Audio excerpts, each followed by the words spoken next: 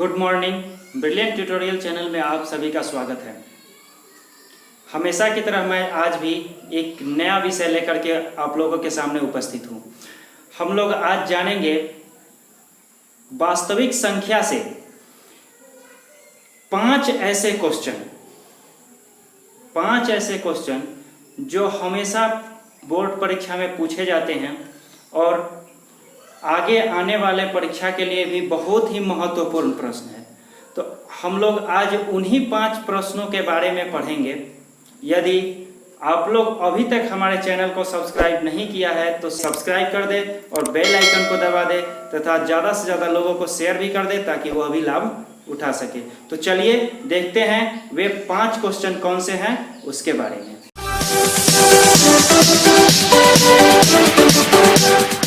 पांच महत्वपूर्ण क्वेश्चन जो हर साल परीक्षा में पूछे जाते हैं और इस साल भी बहुत ही महत्वपूर्ण प्रश्न है ये जो पूछे जाएंगे।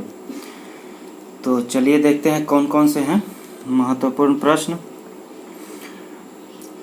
अब एक चीज़ का ज़रूर ध्यान दें कि ये जो बताया जा रहा है इस पर आधारित क्वेश्चन पूछ सकता है। जरूरी नहीं है कि यही क्वेश्चन यही अंक पूछा जाए। इस टाइप का रहेगा, इस पर आधारित प्रश्न रहेगा, लेकिन निश्चित ही ऐसे प्रश्न पूछे ही जाते हैं, इसलिए इसको अच्छी तरह से आप समझ लें और बना लें। तो पहला प्रश्न है, सिद्ध करें कि 6 पर पावर n शून्य पर समाप्त नहीं होती है। फिर दूसरा प्रश्न है, अभाज्य गुणनखंड से महत्तम समापवर्तक एवं लघुत्तम समापवर्तक ज्ञात करें। 2 प्रश्न दिए हुए हैं, उनका लघुत्तम समापवर्तक और महत्तम समापवर्तक ज्ञात करना है। तीसरा क्वेश्चन है कि HCF 306 और 657 का है 9, तो LCM ज्ञात करें। उसके बाद है चौथा नंबर का प्रश्न है, बिना भाग दिए हुए बताए कि दशमलव प्रसार शांत है या अशांत। ठीक है, इसमें भी 2 प्रश्न दिए हुए हैं, इसका बताना है कि दशमलव प्रसार शांत होगा या अशांत। 5वां प्रश्न है, 4.7 को परिमेय संख्या के रूप में बदले। या परिमेय संख्या के रूप में बदलने का प्रश्न है।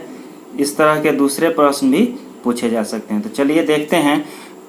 पहला प्रश्न जो है, सिद्ध करें कि 6 पर पावर n शून्य पर समाप्त नहीं होती है। शून्य पर समाप्त नहीं होती है। तो सिद्ध करना है कि शून्य पर समाप्त नहीं होती है। तब मान लेते हैं कि माना कि 6 पर पावर n शून्य पर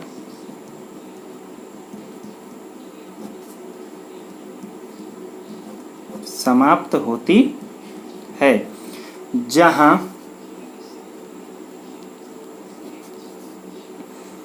n जो है सो समुच्चय है वास्तविक संख्या का। ठीक है, n जो है वह समुच्चय है वास्तविक संख्या का।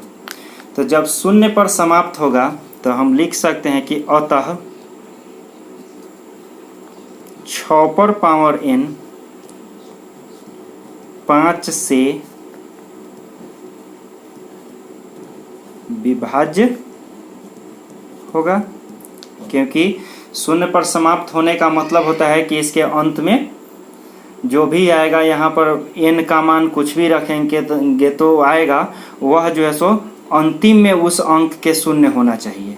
ठीक है, तो जब अंतिम में शून्य होगा तो 5 से वह विभाजित अवश्य ही होगा। तो लिख सकते हैं कि अर्थात 6 पर पावर n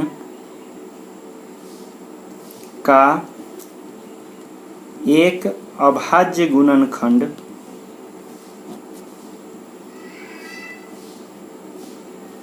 गुणनखंड 5 होगा। एक अभाज्य गुणनखंड जो होगा उसका 5 होगा, लेकिन 6n का केवल 2 अभाज्य गुणनखंड 2 अभाज्य गुणनखंड 2 एवं 5 2 एवं 3 है। ठीक है, अब इसका निकालते हैं हम। 6 का निकालेंगे तो 2 और 3 आएगा अभाज्य गुणनखंड। चूंकि हम जानते हैं कि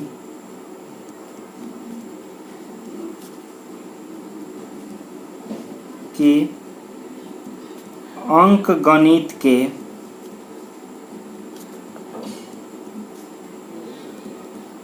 आधारभूत प्रमेय से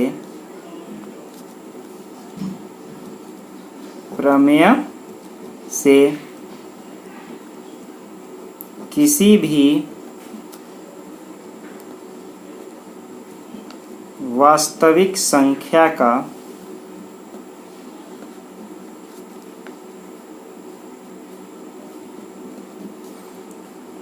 अभाज्य गुणनखंड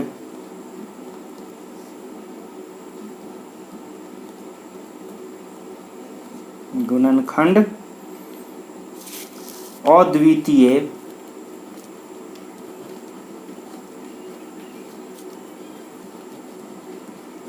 होता है। किसी भी संख्या का अभाज्य गुणनखंड अद्वितीय होता है। इसलिए अब क्या होगा कि मेरा मानना गलत हो जाएगा, क्योंकि यहाँ पर जो है आ रहा है इसका अभाज्य गुणनखंड 2 3, लेकिन हम जिस अनुसार माने हैं कि 6 पर पावर n 0 पर समाप्त होती है, उस अनुसार इसका अभाज्य गुणनखंड 5 भी होना चाहिए, लेकिन आता है 2 और 3 ही आता है। और इसका हम जानते हैं कि अंकगणित के आधारभूत प्रमेय से अभाज्य गुणनखंड अद्वितीय होता है, इसलिए मेरा मानना गलत है। मानना गलत है। 6 पर पावर n 0 पर समाप्त नहीं होती है, नहीं होती है। चलिए, ये जो हुआ आपका पहला प्रश्न हुआ। अब दूसरा प्रश्न क्या है? दूसरा प्रश्न आपको देखिए, अभाज्य गुणनखंड विधि से मौसा और लौसा ज्ञात करना है। तो देखिए क्वेश्चन नंबर जो है सो दिया हुआ है 640 और 872। एक दिया है आपको 640, इसका क्या करेंगे? अभाज्य गुणनखंड निकालेंगे। अभाज्य गुणनखंड निकालेंगे। 2 से 320, 2 से 160, 2 से 80, फिर 2 से 40, फिर 2 से 20, फिर 2 से 10, फिर 2 से 5। ये आ जाएगा इसका अभाज्य गुणनखंड। यानी अभाज्य गुणनखंड आ जाएगा 2 गुने 2 गुने 2 गुने 2 गुने 2 गुने 2 गुने 2 गुने 5। 1 2 3 4 5 6 7। 1 2 3 4 5 6 7 गुने 5। अब दूसरा जो है वह देखिए क्या है। दूसरा दिया हुआ है आपको क्वेश्चन 872 है। 872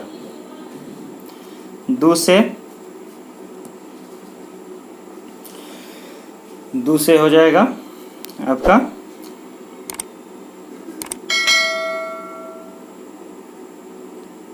4 3 6। फिर 2 से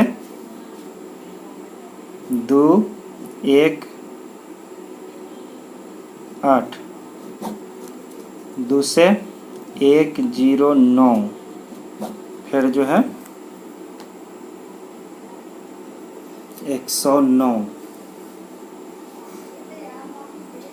अब 109 को देखिए, 2 से नहीं कटेगा, 3 से भी नहीं कटेगा, यानी कि 109 नहीं कटेगा, यह अभाज्य संख्या है।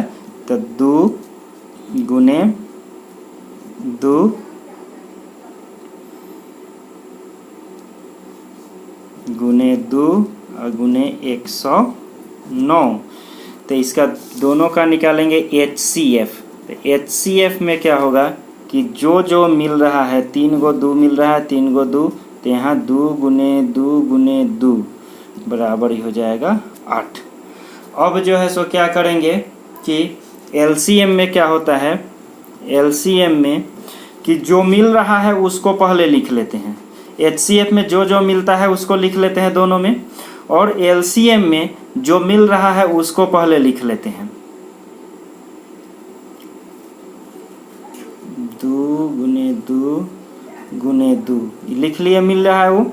उसके बाद जो नहीं मिल रहा है उसको गुना कर देंगे। जैसे इसमें है 2 2, फिर जो है सो 2, फिर जो है 2, मतलब 3 3 4 5 6, आई हो गया 2 7 गो, और फिर हो गया 5 गुने 109 बराबर। इसमें आ जाएगा 2 दूनी 4 दूनी 8 दूनी 16 दूनी 32 32 दूनी 64 64 दूनी 5 दूनी 10, यानी कि 640। 640 में 109 से गुना करेंगे और आ जाएगा आपको 69,760 आपका आंसर हो जाएगा। क्वेश्चन है इसी का बी में 20 24 और 36। तो 20 का हो जाएगा, आपको निकालेंगे 2 से 10 2 से 5, फिर उसी प्रकार 2 गुने 2 गुने 5, और उसके बाद अब आ जाएगा 24 का निकालेंगे 2 से 12, फिर 2 से 6 2 से 3, ये आ जाएगा आपका 2 गुने 2 गुने 2 गुने 3। अब फिर आ जाएगा 36 का 2 से 18, फिर 2 से 9, फिर 3 से 3, यानी कि 2 गुने 2 गुने 3 गुने 3। अब यहाँ HCF निकालेंगे तो तीनों में जो मिलेगा उसको, 3 गो वाला होगा तो तीनों में जो मिलेगा वो 2 2 मिल रहा है, फिर यहाँ 2 2 मिल रहा है, यानी कि 2 गुने 2 यानी कि 4 आ जाएगा। और वही LCM फिर निकलेगा तो यहाँ आ जाएगा आपको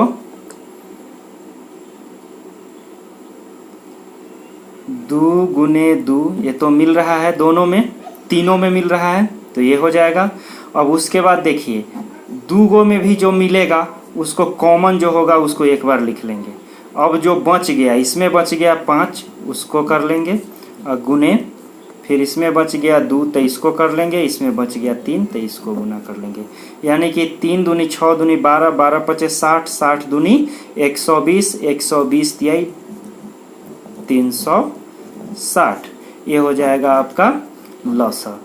यानी लौसा में जब भी क्या करेंगे कि हम लोग पहले जो मिलेगा, तीनों में मिलेगा उसको लिख लेंगे, उसके बाद जब 2 गो में देखेंगे 2 गो में भी जो कॉमन होगा उसको लिख लेंगे, और तब क्या करेंगे जो बच जाएगा उसको बाद में गुना कर लेंगे। जो कॉमन होगा उसको एक बार ही लिखेंगे, जो बच जाएगा सभी में उसको फिर गुना कर लेंगे, तो उससे आ जाएगा आपका जो है वह लघुत्तम समापवर्तक।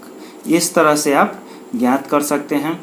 अब आगे है क्वेश्चन नंबर 3 में। क्वेश्चन नंबर 3 में कह रहा है कि 306 और 657 का HCF बराबर 9 दिया है। ठीक है, तो इसमें A बराबर हो जाएगा 306 और B बराबर हो जाएगा 657। ठीक है, तो इसमें होता है HCF गुने LCM बराबर A गुने B। तो यहाँ देख सकते हैं आप HCF दिया है 9 गुने LCM है नहीं दिया हुआ है, निकालना है, और A गुने B यानी कि 306 गुने 657, यानी कि LCM बराबर जो है वह हो जाएगा 306 गुने 657 बटा 9। अब काटेंगे तो 9 तिया 27, 3 बचेगा, 9 चौके 36 यानी कि 34। तो इसको अब गुना कर लेंगे, इसका आ जाएगा 22,338। यह हो जाएगा LCM। चौथा नंबर क्वेश्चन देखिए, यह है क्वेश्चन नंबर 4। इसमें दिया हुआ है कि बिना भाग दिए हुए बताएं कि दशमलव प्रसार शांत है या अशांत। बताना है। क्वेश्चन नंबर A है, इसमें बताना है कि 103/125 है। दशमलव प्रसार इसका शांत है या अशांत, यह बताना है। तो देखिए कैसे बताएंगे। शांत और अशांत बताने के लिए सबसे पहले क्या करेंगे कि जो दिया हुआ है नीचे हर, उसका हम अभाज्य गुणनखंड निकालेंगे।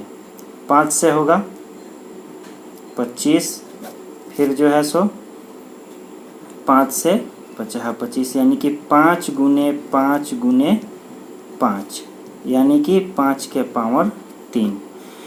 तो देखिए यह कितना आ गया, 2 के पावर 0 गुने 5 के पावर 3 लिख सकते हैं, अर्थात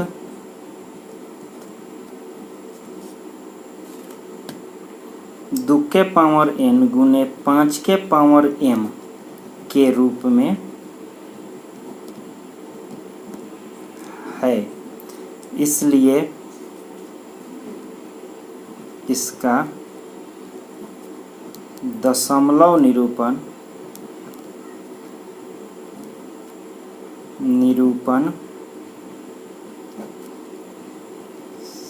शांत होगा। इसका दशमलव निरूपण शांत होगा। देखिए इस रूप में जो होगा 2n गुने 5m के रूप में होगा, अर्थात समझ लीजिए इसको सीधी भाषा में कि जिसका अभाज्य गुणनखंड 2 और 5 केवल होगा वही शांत होगा, नहीं तो दूसरा कोई भी यदि आ जाता है तो अशांत होगा। 2 और 5 केवल, उसके सिवा दूसरा कुछ नहीं होना चाहिए, तभी जो है सो वह शांत दशमलव निरूपण होगा। यदि 2 और 5 भी है और दूसरा कोई भी अंक आ जाता है तो वह शांत नहीं होगा। और 2 है केवल तो भी शांत होगा, केवल 5 है तो शांत होगा, दोनों है 2 और 5 तो भी शांत होगा। यदि इसके सिवा दूसरा कोई आ जाता है तो वह अशांत होगा। देखिए दूसरा में हम लोग क्वेश्चन बी में उसी को समझते हैं। दिया हुआ है 305/108। इसमें भी हर का अभाज्य गुणनखंड निकालेंगे। 2 से 5 4, फिर 2 से 2 दूनी 4, 2 सत्ते 14, 3 से 3 नवा 27, फिर 3 से 3 तिहाई 9 यानी कि 2 के पावर 2 गुने 3 के पावर क्या होगा कि 3। तो यहाँ अर्थात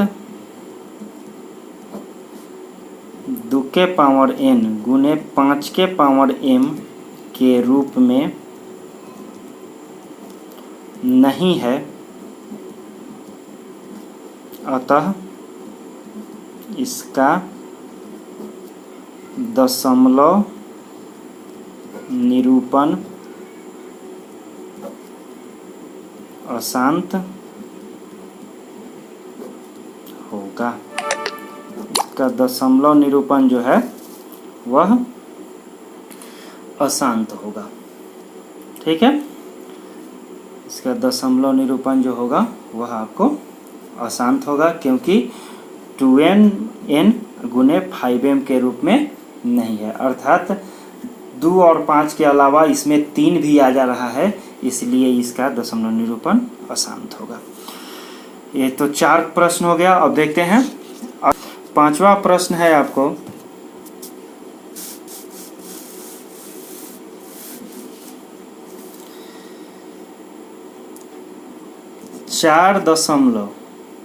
पांचवा प्रश्न जो है वह है 4.7 उस पर रेकरिंग है को परिमेय संख्या के रूप में बदले।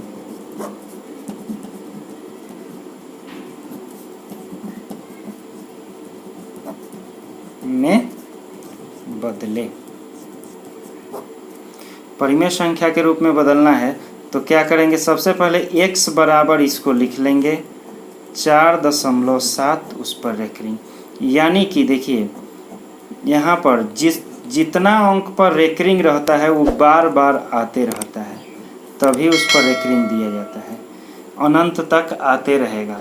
यानी दो गो संख्या पर रेकरिंग होगा तो दोनों बार बार आएगा। ठीक है, अब क्या करते हैं कि इसमें लिखेंगे दोनों तरफ 10 से गुना करने पर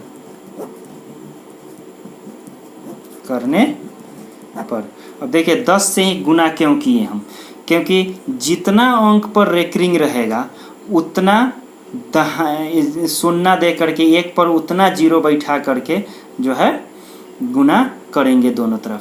जैसे इसमें है एक अंक पर रेकरिंग है, एक अंक पर रेकरिंग है, तो इसमें एक पर एक शून्य देंगे, यानी कि 10 से गुना करेंगे।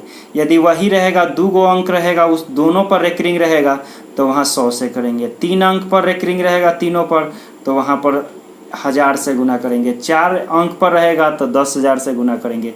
यानी इतना ही समझ लीजिए कि एक पर उतना जीरो बैठा करके गुना दोनों तरफ करेंगे जितना रेकरिंग रहेगा, जितना अंक पर।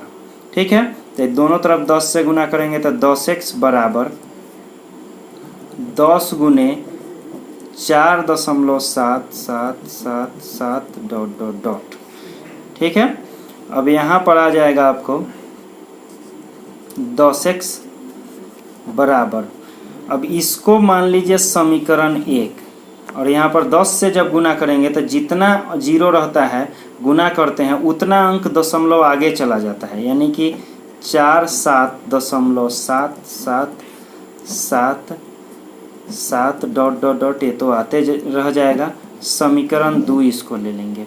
ठीक है, अब क्या करेंगे, समीकरण 2 घटाव 1 से करेंगे, यानी कि 10x माइनस x, 2 में से 1 को घटाएंगे बराबर।